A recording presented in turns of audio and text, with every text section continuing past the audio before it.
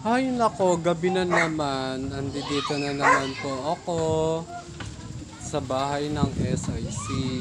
Actually, ginagawa po nila kasi yung barangay kasi doon na po ako mag-o-office. Charet. Ginagawa po nila kasi gawa ng doon na po sila mag-meeting. Gawa ng, kumbaga wala ng privacy kasi yung dito sa kanila. Kaya pinagagawa niya yung Tapos madilim na po, lalo na po dito sa, ayan, may ilaw naman po. So iba talaga yung ilaw ng kuryente kaysa sa solar po.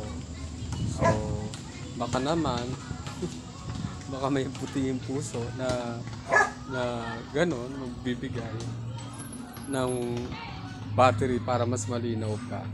O ng solar, sana naman.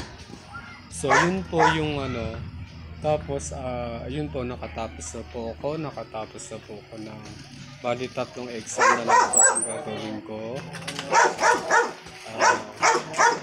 CLE pa yung gagawin ko. So, nagawa ko na po yung TLE, AP ng grade 2 tsaka grade 3, EPP ng 4 at tsaka 6. So, tapos, bukas gagawa naman po ako ng video presentation para doon sa kanila po reviewer po. Okay po, maraming salamat po at magandang gabi po sa ating lahat.